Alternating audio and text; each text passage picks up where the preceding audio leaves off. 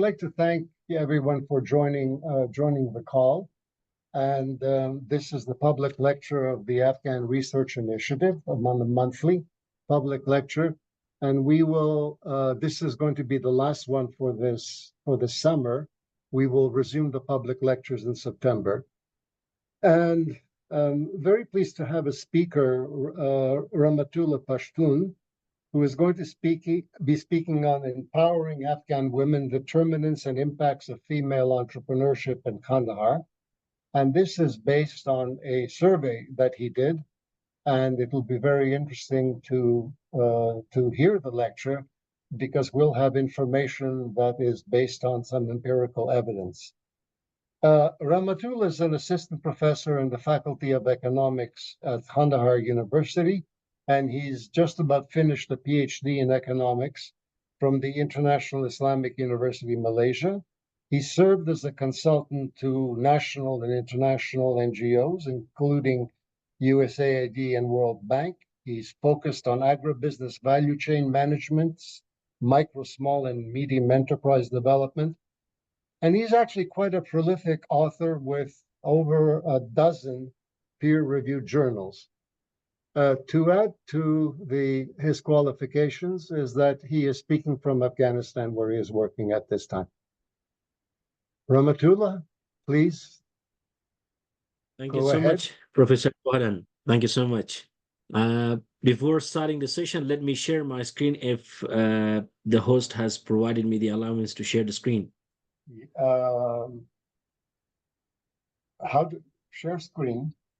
Let me try first if it's okay with that. Let me just click that first. I started sharing screen. There we are. It works. Yes, very nice. Very nice. Let me just Away move this up. Good. Can everyone see the screen right now? Yes, very, very clear. Very nice. Thank you so much. Thank you so much to all the colleagues and all the listeners that are listening to this session today. Well, my gratitude to Mr. Borden that he has organized this session. He informed me prior to provide a separate session on this specific research. There is the significance of this research will be explained. The time allotted to me will be in 40 minutes. This thesis in this research was about how and on what parameters we can come up into a conduit to assist the Afghan women entrepreneurs, those entrepreneurs who were at a very basic position. Their businesses were at micro stages. So the idea came to mind that these Afghan women entrepreneurs, they came up into the picture of doing business in such a fragile context. So there are certain parameters, certain momentums that they started their businesses, what common challenges and unique challenges under certain circumstances currently they are facing in the Afghan category. This research mostly focuses on two main issues that I'm going to highlight in today's session. One part is focusing on the exact unique challenges currently they are facing in that fragile context as selected in Afghanistan, the Kandahar city. This was an example for the whole 34 provinces where this can be a good representative not only for the Afghanistan and also for the near neighboring countries where the demographic variability is not at such high level.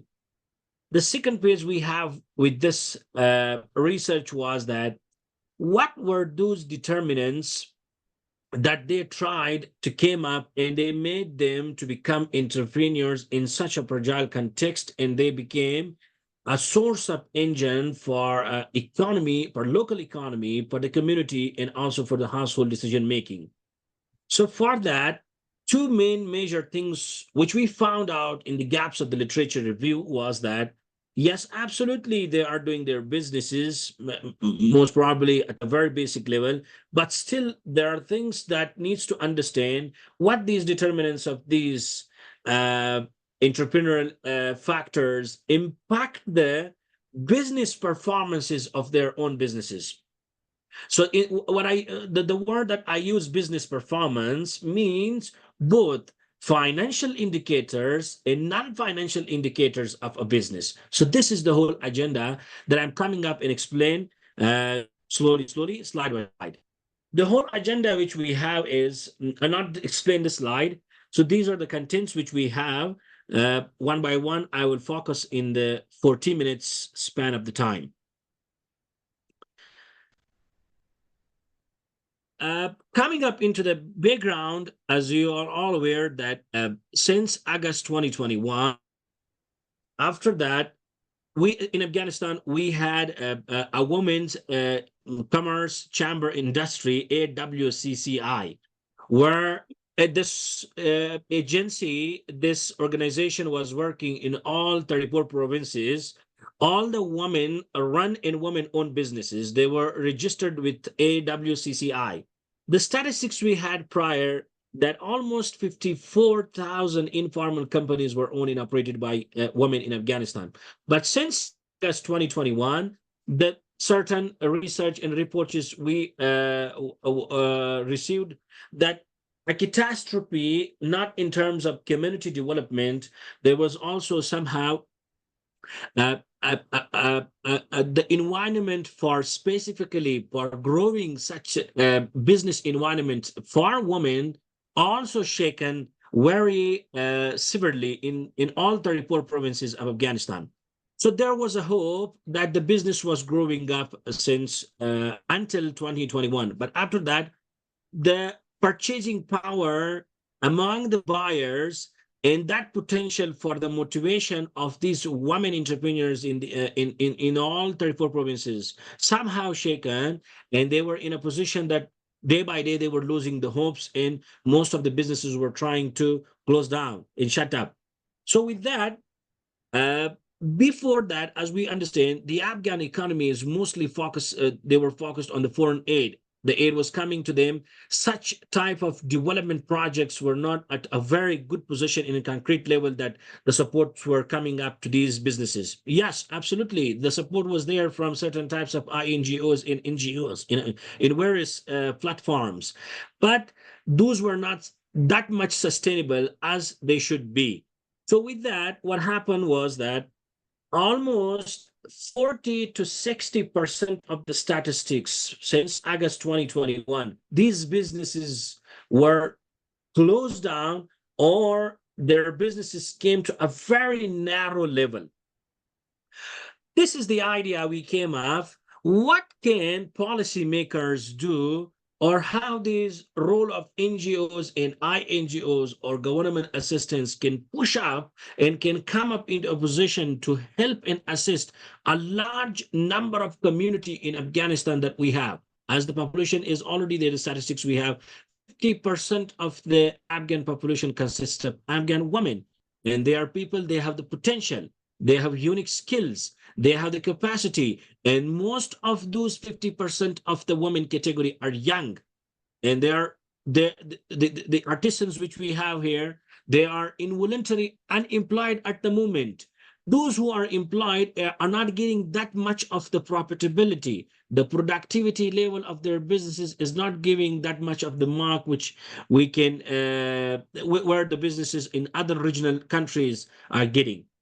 So going back to that, currently in Afghanistan, specific areas are there where women are engaged and they're having businesses. Specifically, food in production. As recently, UNDP also published a report. It consists of that 54% of the businesses run by women are engaged with food manufacturing, processing, like they are manufacturing pickles, jams, related to these things. Small companies, household businesses.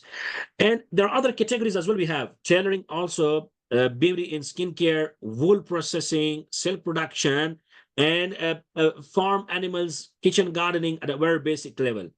In Kandahar, our findings that I will explain that also, mostly businesses were derived into two sections. One were beauty and skincare.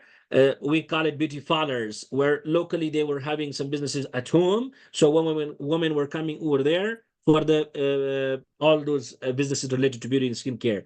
The second part, which was at the highest level, was tailoring. Then coming back into low levels, those were kitchen gardening, wool processing, and some kind of arts, handicraft arts they were doing at their own home.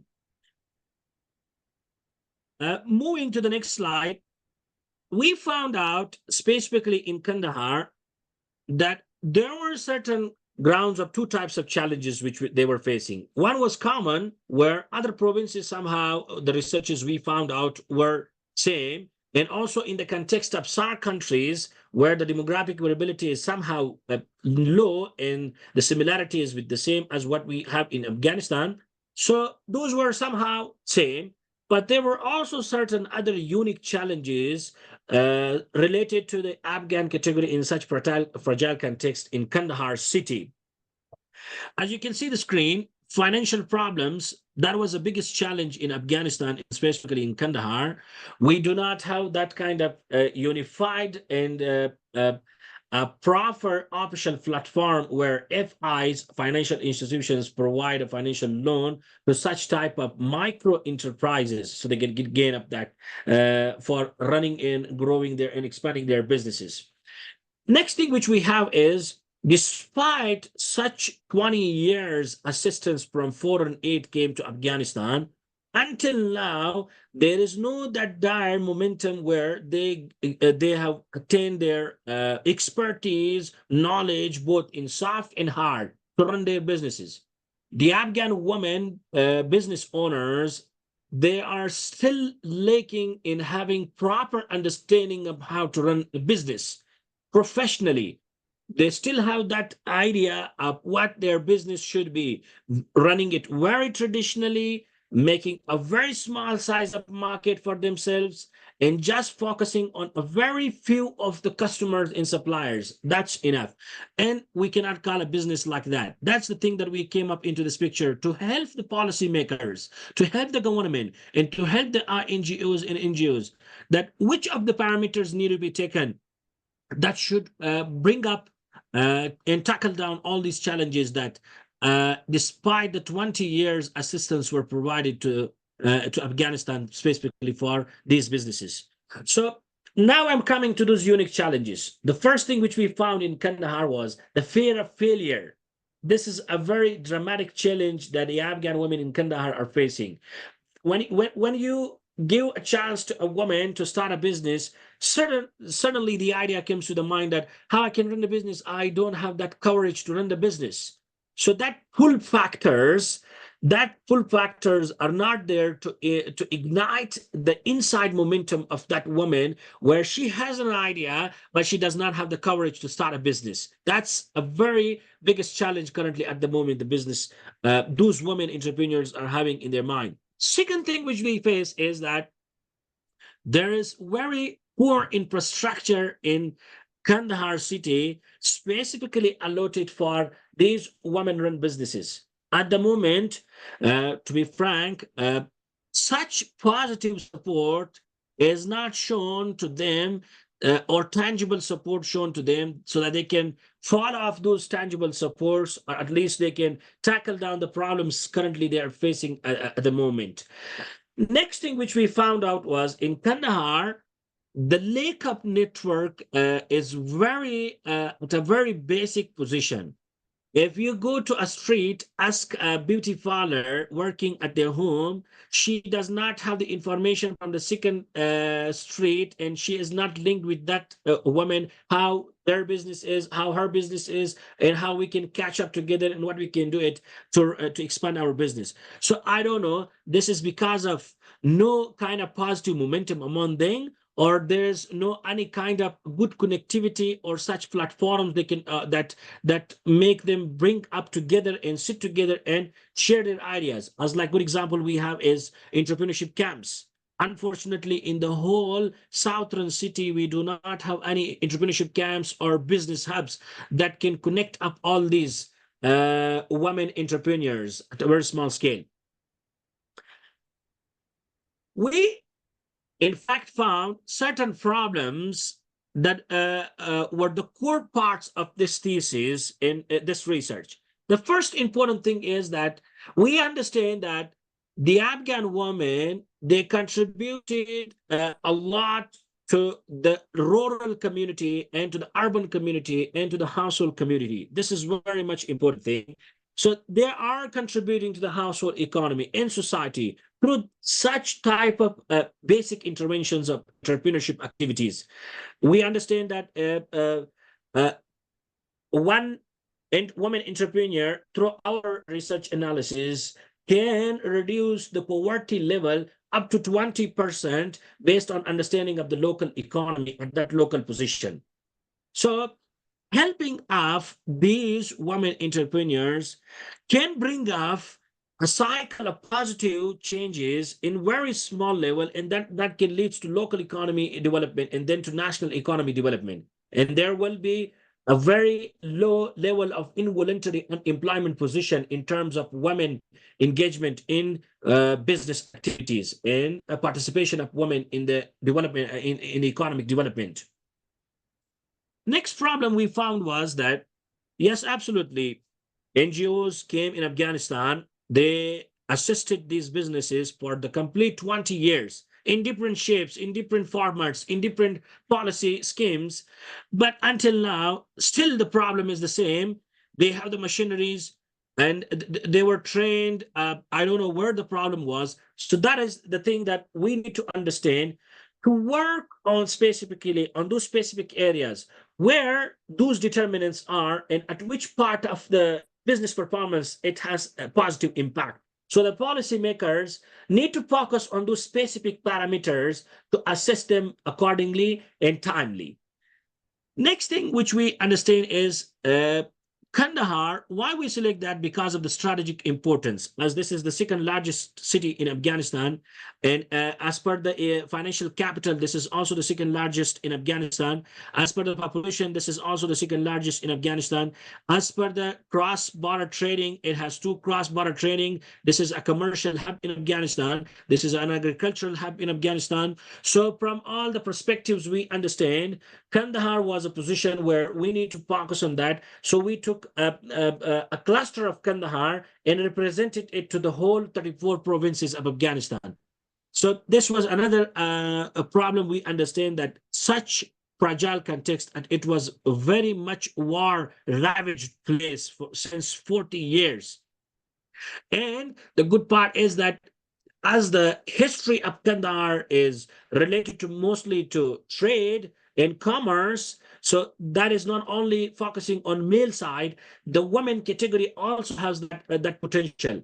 Either they are working at home in a very informal context and format, still they have that potential and capacity. So this was the problem where how we can bring up these all women and participate in the local economy and push their businesses from the very informal level to the formal level, and then making it more into national level and then to the international context. One other side of the problem with this research is the role of these NGOs in government programs. Previously, we had the data. We understand that they were helping the businesses, but until now, we do not have that tangible impact in the business. Why the businesses are still not standing on their own pillars? Where is the problem? 20 years, billions of USD dollars came to Afghanistan, and they were supporting these businesses. And again, there is a problem of still now they're shaking. So this is the thing that this problem arises where we need to focus where specific the problem is, that we need to understand those determinants specifically, the intangible determinants and the impact of these intangible determinants on both the financial part and the non-financial part of the business. We derived with certain questions and objectives. You can see is the first is, what are the determinants of women entrepreneurship in Kandahar, Afghanistan? Those determinants are very much important. Yes, somehow we have lots of push and pull factors. There are lots of determinants there.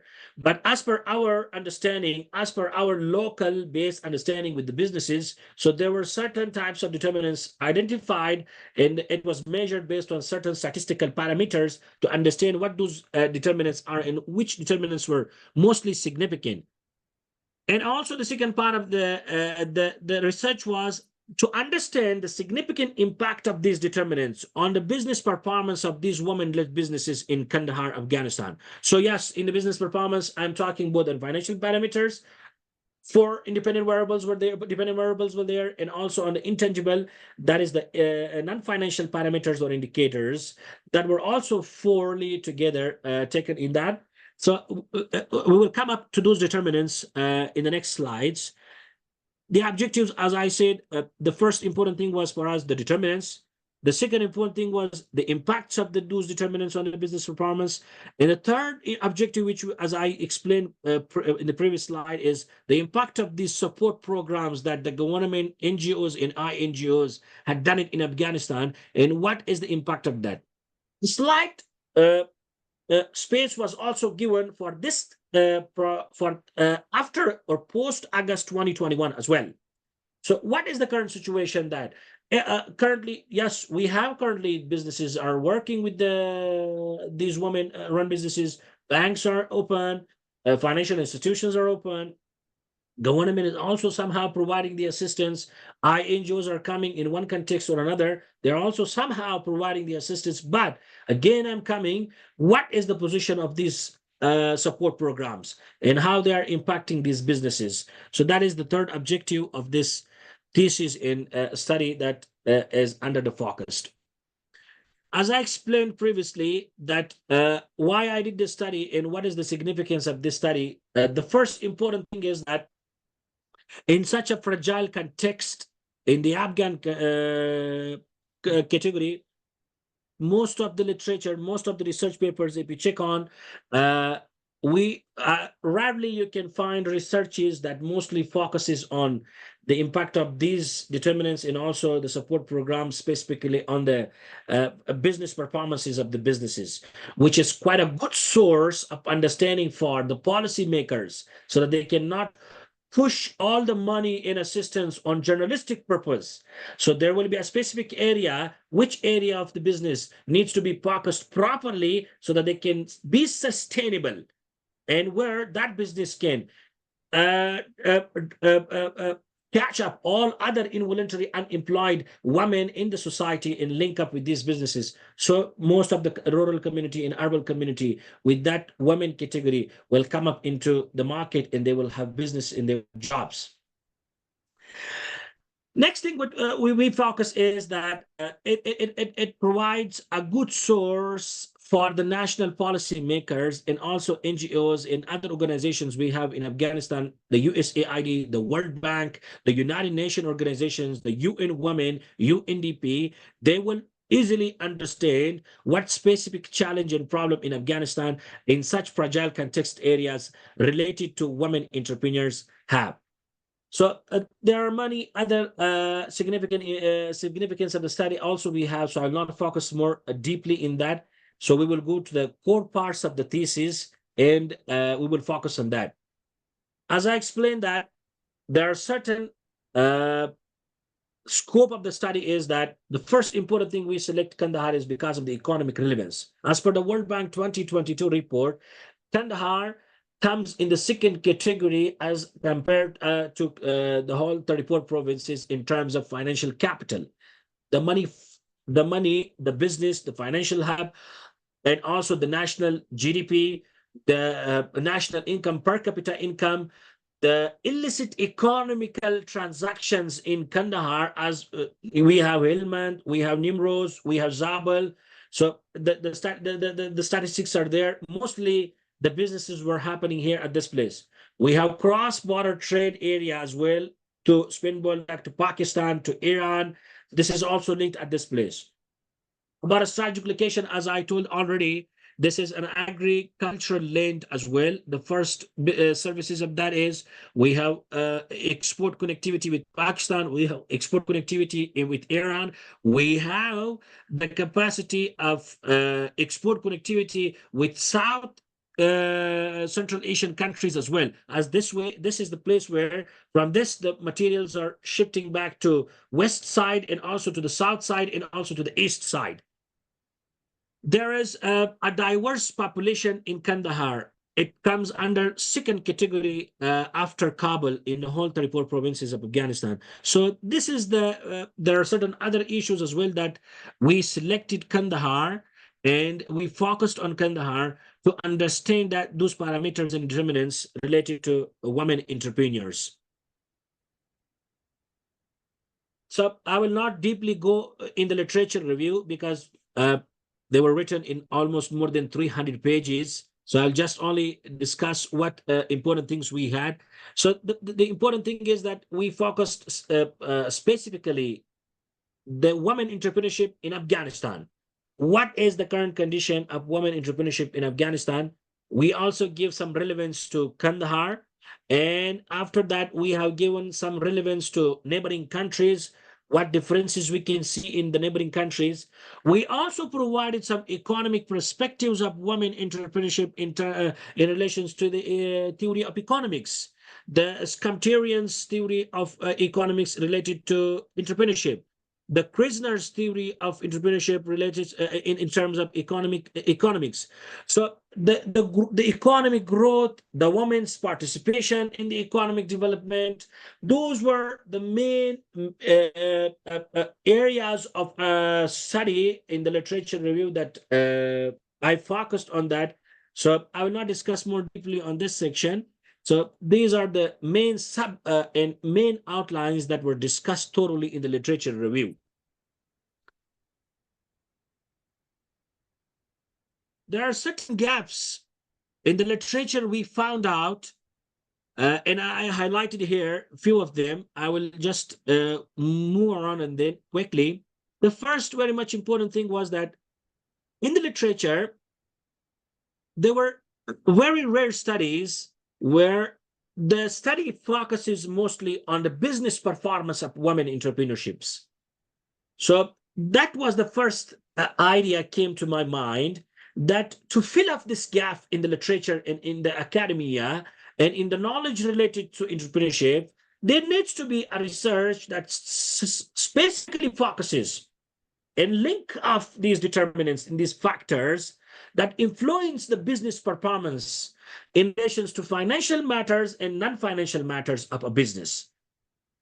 Next thing which we focused in the gap was there was rarely researches, yes, available in the internet, but not specific, that emphasizes in the Afghan context. Next thing is that such type of understanding of what the role of these support programs from INGOs, government, non-government NGOs, communities, companies, USAID, World Bank, and United Nations agencies, they're working and they're continuously engaging here.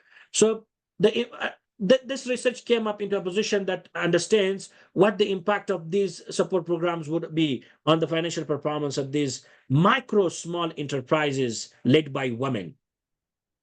And yes, there was rarely any specific and sufficient policymaker guidance in Afghanistan that can highlight vividly what the policymakers can do that should tackle down the accurate and realistic problems and challenges these micro enterprises are facing. You can see the conceptual framework here, where at the left side we have these 6 determinants: financial support, access to network, self-independency, self-efficacy, training and personal development, and family-related issues, where all issues that relate to family, if that is pre-marriage or post-marriage, they were all related to the 6th independent variable which we have. So on the right side, extreme right side, we have 2 options. So the business performance is segregated into 2 sections: financial performance, which has 4 dependent variables: profitability volume, average return on investment, ROI, average annual increase in sales, and inventory turnover ratio. Just to clarify this, 3 years of the data were collected from the samples. I will explain those 308 samples, 308 women entrepreneurs in Kandahar. And average of all 3 years of the data were taken, and that average was calculated for each of the sample for each of the indicator. On the non-financial performance indicators, we have customer satisfaction ratio, we have product or service quality, we have employee efficiency, and we have increase in the number of employees per year or annual data. So all the data is on an average basis, they were taken. Now, going to the methodology section, so this research has taken the data from AWCCI, the samples I'm talking about. We had 651 unregistered firms in Kandahar led by women, and 71 legal enterprises run by women in different sections: beauty parlor, tailoring, food production, pork processing, cartels, wool processing, and certain other small artisans and handicraft businesses. We used the Yamani 1967 formula of deriving the sample size. We give the data and we derive that as per the margin error level of 0.05 with the LOS of 95%, we derived the sample level of 308. And we use judgmental sampling because all the samples are at the same position, and as per our understanding, that's why the population is already cleared and cut. So we use this non-probabilistic sampling, positive sampling, and we went out to those number of the samples we selected from the whole population. So the analysis are segregated to two sections. That's the core point that I'm going to describe here with another 20 minutes. Number one, that is the SEM, structured equation modeling using SPSS AMOS. What I will do with this model, that these 7 parameters, 7 indicators, the support programs and the 6 that were mentioned in the conceptual framework, those 7 indicators will be related to through the SEM structured equation modeling with these 2 main other indicators that we have in the dependent variable sides, that each of it has 4 indicators or 4 dependent variables. So the model consists of 7 independent variables and 8 dependent variables. They are like coming up together. Let me show you that the design that I used in the SPSS AMOS. Now, next model that I used is MRA, multiple regression analysis, where despite understanding which of the determinants are significant, I also need to understand the impact level of these determinants on these financial and non-financial parameters. Not only understanding the significance level, the impact part is also much important, where I use the multiple regression analysis through developing 8 modules. So, because the analysis is like in lots of pages, I'm just only giving you a small glimpse of that. So we use the SEM. These indicators were there and they were interconnected together. We derived the model fit measures at first. Some of them still required more modification, more connectivity. Again, secondly, we run the model. Then again, it required some more. Until that, we derived the last one, and then we ran the final model. With the final model, we got the model fit measures for MM2, where all of the parameters which we have for the SEM, the CFI, the SRMR, the RAMC, the P close value, and the CMIN value, they were all excellent, and they were meeting the threshold which we had as per the research and as per the statistics. So at first analysis, there were 14 hypotheses. You can see at the left side, the hypothesis, let me give one example of that. Financial support and accessibility to funding significantly impact the financial performance of women-owned businesses. What we can understand with structured equation modeling is that it cannot derive you with that particular understanding of the specific impact analysis. So yes, it will give you somehow a conceptual understanding that these of the determinants are really impacting the business, the business performance. But going through more deeply, that is the second analysis that we focused on that.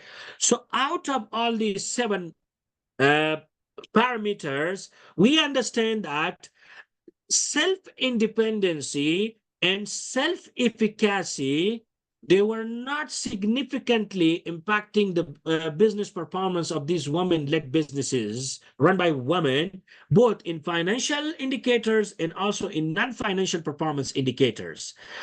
Other than that, the financial support, accessibility to network, uh, training in personal development, and family related issues, they were significantly impacting the financial and non-financial performance of the business, women-owned businesses. What do I mean by here? An example I'm taking: family related issues. There were questions asked from the entrepreneurs. For example, the question comes like in the questionnaire, like, yes, my family supports me in doing business. My husband provides me financial assistance in doing business. They always motivated me. So such type of questions were there, and they were independently asked from all those entrepreneurs in the sample which we listed. So we used for the SEM Likert scale model in the questionnaire, giving the range of highly disagree to highly agree, where each of the indicator was having units of the questions. And for the impact analysis, where we use multiple regression analysis module. So this is the model that I used for the one. And similarly with this, we have other seven models together. So with that, what I used based on another literature which was conducted, I used Zhou's research. He used a scale of 0 to 10 for each of the question marks. 0 means highly disagree, and 10 means highly agree, where the numbers were given in that. So this is also supported by various literature where we can bring up independent variables as a categorical variable, or in terms of Likert scale, and the dependent variable in terms of numeric basis. So most of the literatures were there, and they were highlighted to indicate that we can use independent variables or IVs as categorical variables and DVs as numerical variables. I just brought out a simple one model example here. So you can see the hypothesis number 15. As I said, 14 hypotheses were specifically allotted to the SEM analysis, and the remaining 8 modules, they were allotted to the MRA, multiple regression analysis. Collectively together, we have 22 hypotheses. So I'm giving an example of MRA for hypothesis number 15. As I said that those in the determinants have, you can see how all 5 regression coefficients are positive, and all independent variables are hypothesized to positively and significantly impact the profitability of the business run by women entrepreneurs. Why 8 models? Because we have 8 dependent variables. So for each independent variable, we created one module of bringing up all these independent variables. When we run the model based on MRA, we derive that those of the independent variables which are not significant, we use there are 2 types of methods used in MRA. So I use the second method, where which of the independent variable is not significant, we're omitting that. Until that, we derive a model where it shows which of the specific independent variables are positively impacting the specific dependent variable, as the current example is for the profitability. We derive that with that numerical data we received, that financial support. I'm going to, you have to please wrap up and come to the conclusions. Yes. And just We're running moving out up, of time. we also have those hypotheses here. So the last part that I received is, Yeah. I'll just focus on that. I'm coming here. So the conclusion we received is Can you that go back the to the policy, last slide? You're on thank you now. This one. Yeah. Thank you. yeah. So the remaining 8 models derived here, we understand that not all independent variables, not all dependent variables significantly and positively impact these business performances of these women-led businesses. We derived that in most of the cases, access to funding, training and personal development, family-related issues, and let me just go back here because I need to remember the last one as well. Yes, the support programs. These 5 indicators were at the highest position that has the positive and significant impact, not only the financial performance indicators of the business that was increasing it steadily yearly, and also they were also focusing and positively impacting the non-financial performance indicators. Why I use both of them sides? Because for business to come up into the local market, the business must have a potential to satisfy the customer. A business must also have the potential to satisfy the employees of the business. The business also must have the potential to expand the business. That's why the profitability in the ROI is important, where an entrepreneur must have an idea that if I start a business, what my payback period would be, or what my return on investment would be. So understanding the whole scenario of this thesis, we found out for that the policymakers specifically needs to focus on the accessibility to funding properly with proper mechanism and channels for these micro enterprises. There needs to be certain platforms established for these businesses, that where these businesses come up together and make up a network approach very well, and so that they can have sharing the ideas, sharing the problems, what local contextual problems would be there, and how they can understand and tackle down those problems together. Third part, which is very much important, is that as per my sharing of ideas with other international NGOs as well, I provided those solutions to the UNDP as well in one of the panel meetings, that they need to develop and establish entrepreneurship camps. As recently, USAID is focusing on this under their development projects, which they're working in Afghanistan, that they are establishing entrepreneurship camps in Herat, in Mazar, and in Kabul. The next target is Kandahar.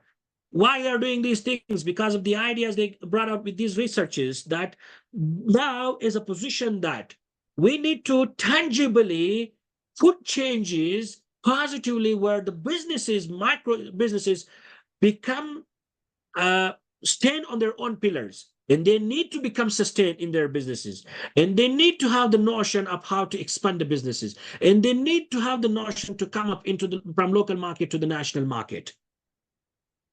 So the time is very less. I cannot explain the whole parts that I explained in the policy making guidance. So those were the initial things that I focused, Professor Bonan.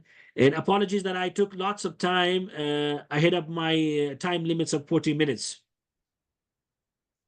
Well, no, thank you very much. You can lower your screen now if you want, or maybe I will just, yeah. I just, I think so. I think one one of the things that people have asked is, can they have access to the to your slide presentation? And I assume they can. You're going to send it to us, and if you contact us, then we will make sure that we get the slide presentation. for sure. Well, thank you very much. So if you have any questions, please, you can raise your hand, or you can ask a question in chat. Were you on the ground doing this research, or was the study online? I was on the ground. Survey was Yeah, I was on the ground. This was personal interview sessions. We had a pilot study as well. There were certain understandings of translating it in both language there in Pashto, because we faced many women entrepreneurs. They were having problem with understanding Pashto. So despite they are in Kandahar. So we did that changes, we revised it, and me and my team of 12 people together, we circulated in all 15 districts of Kandahar. Yes, the division was somehow a little bit challenging, In one district, there were more of the entrepreneurs. In one district, there were less. But there was no problem with our sampling, purposive sampling, and this was physically conducted in Kandahar city. Yeah, and just to note that the sample was 308. Yes. Did you do research before or after August 21? Another question. Yes, my research was conducted after August 2021. Yeah. So I think that that's interesting. What we have here is the result of empirical research that is done under the Islamic Emirate. And I Yes, should add that there are quite a number of, we have other research projects that have done this kind of empirical research. Let me ask you absolutely. a question, and then we'll get to the third question. Um, Please. so, look, one person asked which period it covers. Well, as I understand, your research was done in 22, right? Yes, my research was covered up because it took a little bit long time. There were some challenges. I need to take some kind of No, option we maktubs understand, from various. but in case it was done in 22, right? It was in 2023, at the early beginning of 2023. Okay, 2023. so big difference. Did your research team include any women? Yes, absolutely. Even my wife was engaged in that. Yes. Well, you would be very hard to do research on women's entrepreneurship if you did not include women. Yes, So absolutely. let me ask you a more general question. Please. We know, of course, about all of the restrictions that the emirate has imposed on women. And one of the openings that has emerged is the promotion of women's entrepreneurship. And one of the reasons why there is such interest in the authorities on women's entrepreneurship is because of the very serious economic situation and the need to spur private sector growth. It was, I think, very interesting to see what the Emirates delegation said at the recent meeting in Doha when they asked the international community to help them promote the private sector. So I think in terms of the sorts of things that one can do in the country to address the women's issue, as since the other issues are not being whilst the other issues remain high on the agenda, of course, for everyone, is actually doing something to promote women's entrepreneurship.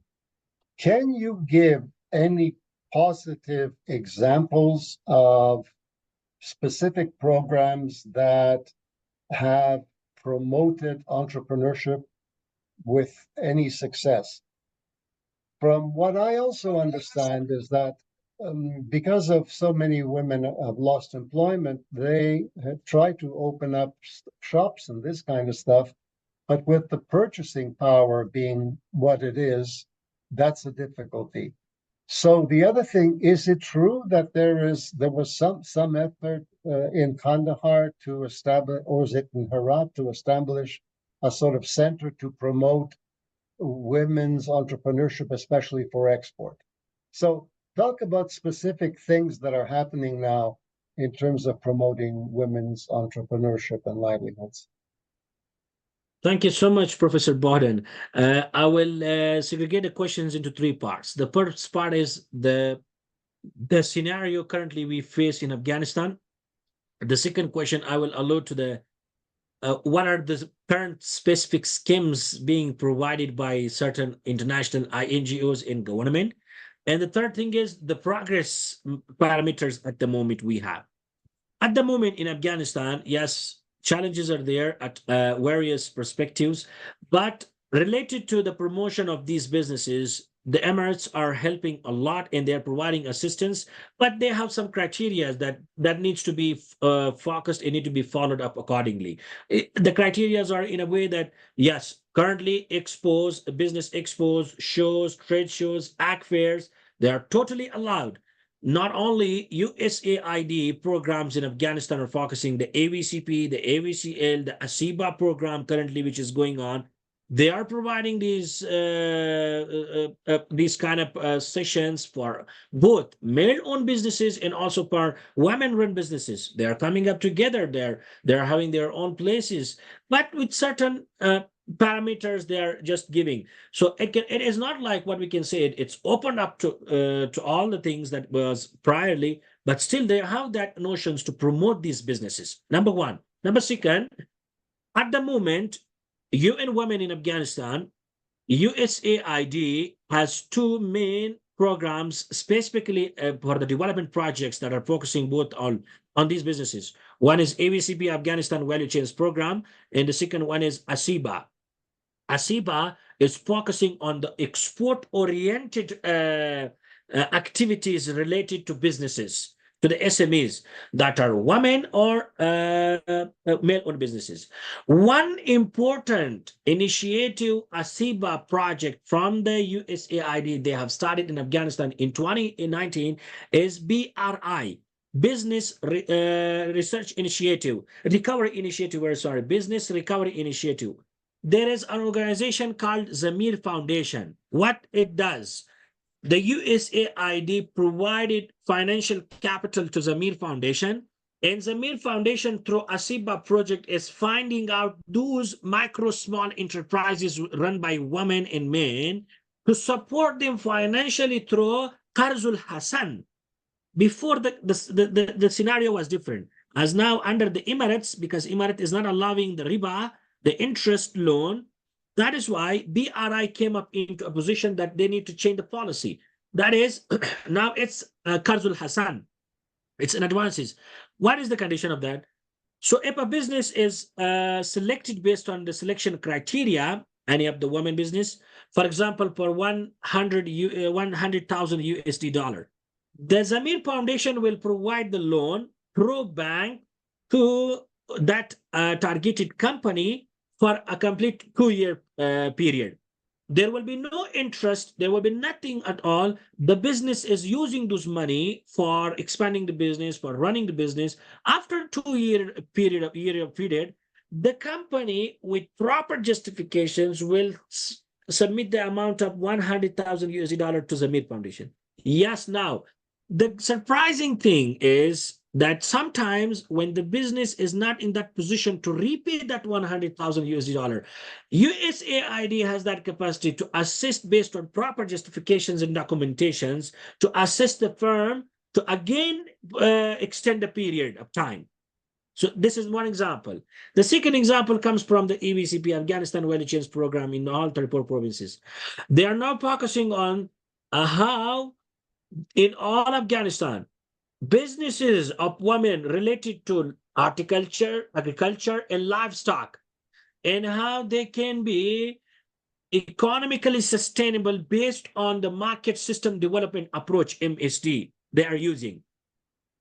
Out of the data that I received is almost until now in the 7 years of, because this is the project 7th year, almost 355 women-run businesses in livestock and in agriculture. They are supported with different types of equipment through drill notes and concept notes. They're running their businesses. This is the second example. Third example comes from the World Bank initiative, as currently one of the projects recently started in Afghanistan, where it only focuses on establishing microfinance programs for women-run and small businesses. Previously to that, we had another example in 2022 and 2023. Cordaid, it's a Netherlands organization in Afghanistan. It's currently also having operations in Afghanistan. They brought out to establish business hub in Kandahar and in Herat. What this business hub will target, that 40% minimum businesses led by women will be supported from this business hub in relations to development of capacity building, in relations to financial literacy, in relations to technical skills that will help in establish their and sustain their businesses. And it's established at the moment, and it is supported for continuously 2 years until end of 2024.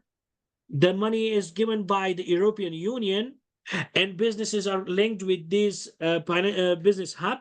What a business hub is providing: free cost of trainings, consultations to these businesses, development of network capacities for these businesses, not only in Herat, and it's also happening in Kandahar as well. Now, until at the moment, World Bank and ADB recently announced another project. I think it's out of, almost for this 400 million USD dollars. So that's also for the livelihood. Another project which is at the moment in the bid process of 75 million USD dollar after the Doha meeting. It's WAMA project, Women and Men in Agriculture. And this project is totally focusing on market system development approach. Through this approach, they're focusing on these micro and small enterprises led by women and men to sustain their businesses. And this is focused based on alternative crop livelihood projects. So the target is specifically on the specific geographics. It is north and it is south.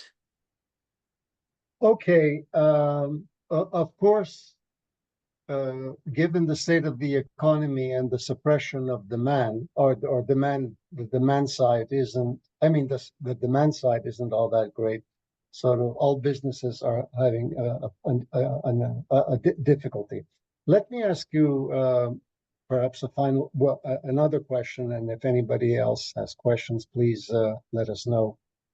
One of the very big problems traditionally with micro and small businesses is they have very low efficiency, very low productivity, because they have no access to any kind of technology. So if I am doing something at home, for example, if I had access to technological information, and if I could buy a machine, whatever I do at home, for example, producing cheese or something, I could increase my productivity by the use of machines. But that presupposes that women entrepreneurs in these small places actually have access to this technological information. And there is a very big problem in many of the countries, and in Afghanistan, is the diffusion of technological information and access to what one calls low cost or least cost technologies. Is anyone discussing this in Afghanistan? Thank you so much, Professor. Very great question. At the moment, with this AVCP in Afghanistan, they took this initiative that such technological mechanisms needed to be brought out to Afghanistan under CSA, Climate Smart Agriculture Initiatives. So at the moment, there are different types of approaches being provided to these businesses. So not only focusing on the traditional parameters, now they're focusing on bringing up more types of new initiatives into this business. Like good example, we had it is compost making technological initiatives. They were oriented with this, that how they can be transferred from using chemical fertilizers and ship that into a very organic matters. At the moment, there are women entrepreneurs in Herat. They're having businesses with saffron processing. And recently, if you were aware that a big batch of the amount of the saffron were exported to US and European countries, and they were unfortunately rejected. And the rejection was that because of the unaware of understanding of use of these pesticides, herbicides, and fungicides by the saffron farmers in the farmland. So despite its having a high quality as compared to the Iranian saffron, now the EVCP, the Afghanistan Value Chains Program, and such other initiatives in Afghanistan are focusing on these businesses to understand why and how to use not to use these types of chemical fertilizers or pesticides or herbicides, where the products needed to be accepted based on the parameters what the European countries are accepting and what the US norms are. This initiative recently started. Now coming up based on the challenges we face related to access to the credit, limited access to the credit. The first constraint we face in Afghanistan is geographical constraints. Many microfinance institutions are concentrated in urban areas, and this makes difficult for rural micro businesses to access to these services. We also have lots of businesses women are running in the rural areas, and they're not focusing on that. Next important thing is collateral requirements. The traditional collateral requirements are often unattainable for these micro businesses, business owners, specifically the businesses which is run by women, so who may not own property or other significant assets with this. Next to that, the biggest challenge we face is lack of financial literacy. There is a very limited knowledge where micro business owners, women business owners, understand what financial literacy is and how they can effectively manage the loans. The Zamir Foundation is providing the loans to these businesses, but because of not having understanding of how to use it effectively, they're losing the time, and they're at the end of the time they're just being in a dump of problems. Okay, Rahmatullah, I think all of this indicates that you continue to do this research. This research, by the way, is published. If you look at the newsletter of ARI, it's ari@ucentralasia.org. You'll see that you can download Rahmatullah's articles. But I think this is something that we should continue next year, continue the work. And I think what would be very interesting to see next year is probably would be a lecture on some of the practical things that are happening and Yes. how one can come up with least cost solutions. I think the issues you raise are very interesting. So, for example, okay, women need access to finance, but all financial institutions are in the city. Well, one of the reasons why they're in the city is because there's tremendous administrative costs in running around villages. And who wants to do that? This is the typical problem of financing microfinance. On the other hand, in other contexts, people have formed spontaneously community credit groups, by the way. I don't know if that exists in Afghanistan, where women get together and they pool some money and this sort of thing. Anyway, Rahmatullah, I want to thank you very much for a very interesting presentation. I think everyone is impressed by the rigor of your approach. We don't always understand all of the equations that you have and the numbers and the flows, but that's okay. We'll take your word for it. Thank you so much, sir. The pleasure is always mine. Thank you so much. For participants, and we'll see you next time. Take care, everyone. Thank you so much. Bye-bye. Thanks.